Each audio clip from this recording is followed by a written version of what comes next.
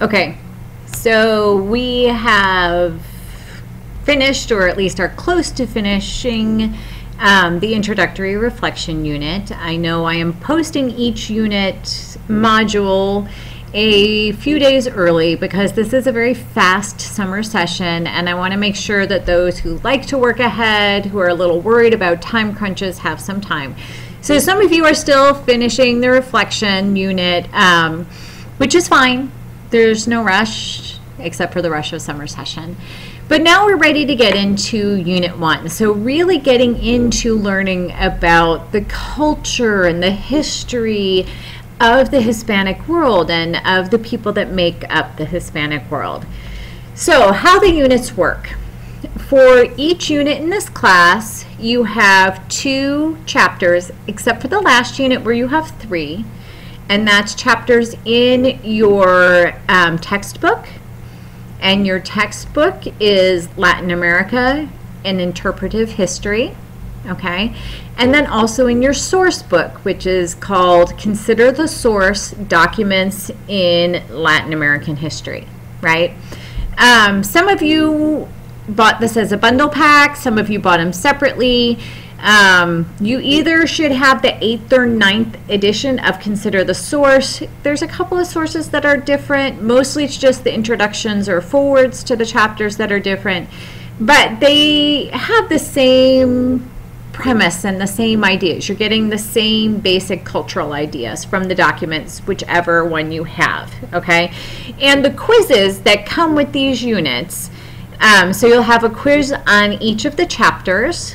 And the quizzes will cover both materials from the textbook and the source book. And then you'll have your discussion forum for the unit that's overall for the unit.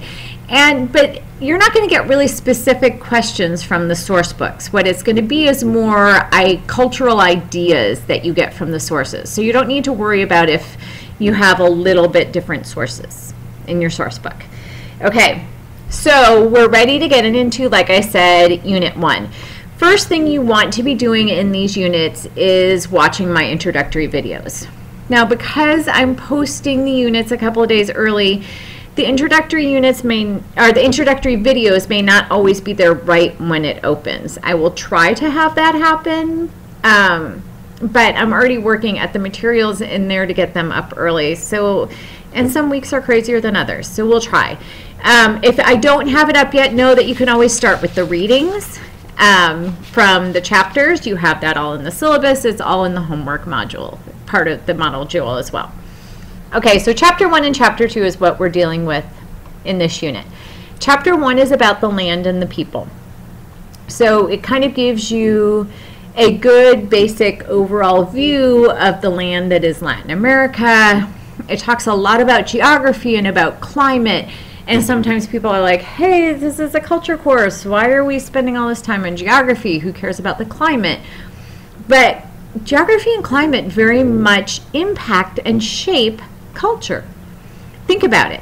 If you live in the high altitudes of the Andes Mountains, you're going to have a very different lifestyle, food and clothing and maybe language and traditions than somebody who lives in the rainforest or in an arid desert area, or that lives at the southern tip where it's very cold, right? So geography and climate are very important to shaping the culture and the history because they have a very big impact on historical events, on political structures, on economics. So that's why we look at this.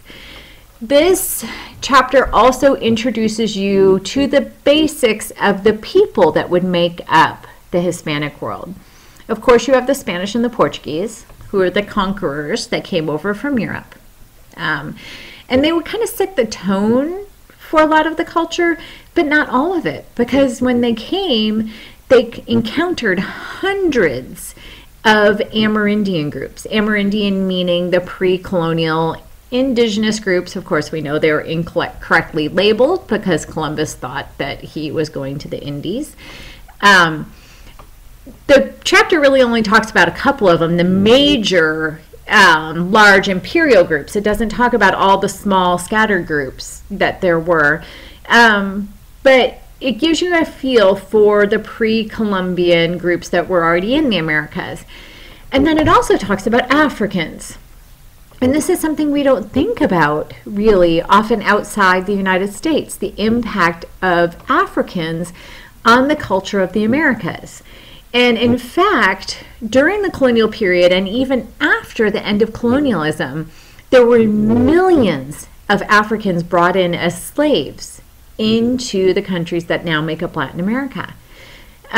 Many, many, many more than ever were brought to the British North American colonies, what we currently call the United States.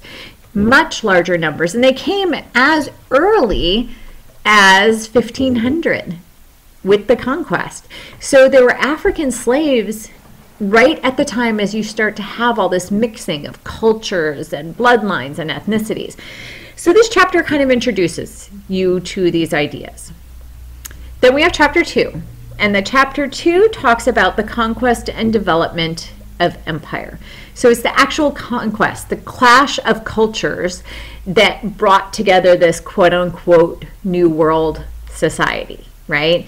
So it talks about how the conquest occurred, the attitudes of the conquest. That's especially prevalent in your source book, the attitudes of the conquistadors and how they viewed the Amerindian societies.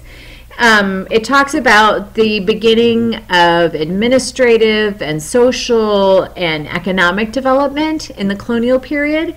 Now we think, okay, colonial period started in the 1500s. We're now in, the 2000s. Why are we going back 500 years?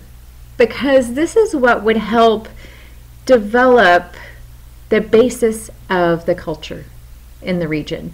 It would develop cultural attitudes and cultural stereotypes and cultural discriminations.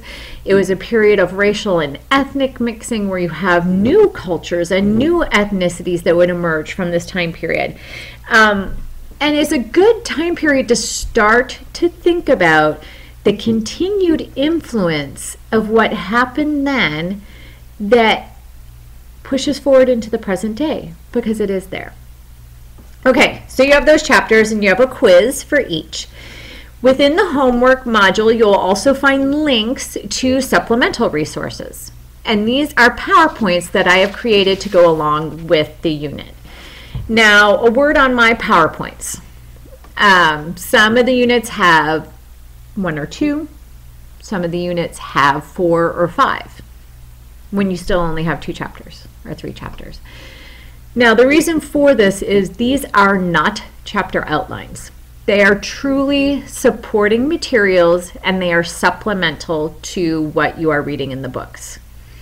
I don't do chapter outlines because this is a 300 level class, and you should be able to read and take notes and outline on your own.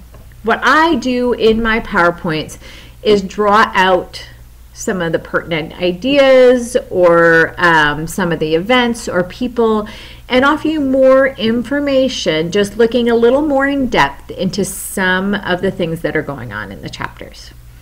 So you do need to go through them and look at them. Work-wise, like I said, you have a quiz for each chapter that includes the textbook and the source book. You have your discussion forum, and these are really meant to try and be an interactive discussion. That's hard in an online class, but I really would like you to try to have an ongoing conversation of sorts in these forums. So you all have to make a conversation thread with your own ideas on the prompt, and you will actually have to do that before reading and posting on the threads of others. And then you have to write at least once to another student. But I do ask you to check back with the thread you started, and check back if you ask questions of a classmate on what they've written. Check back to see what they respond. Let's try and make this be interactive and make it be a conversation. And I'm going to emphasize this probably every single unit, that This is meant to be a polite and a respectful discussion. Think about if you're face to face with somebody in a classroom. You know, we're online, we're not seeing each other's faces, but we need to treat one another in the same respectful way we would if we were having these discussions in the classroom, right? So let's just be careful and cognizant of that, support each other, help each other out, push each other a little bit further with thinking, but do it in polite and respectful ways. That's not to say you can't disagree, because that happens even in classroom settings, right? I don't always agree with everybody. You're not going to always agree with everybody. But you do it in a respectful manner when you do disagree. Okay, so we're ready. Let's get started with Unit 1. This is a mad rush. It's very quick, but I know we can all get through it.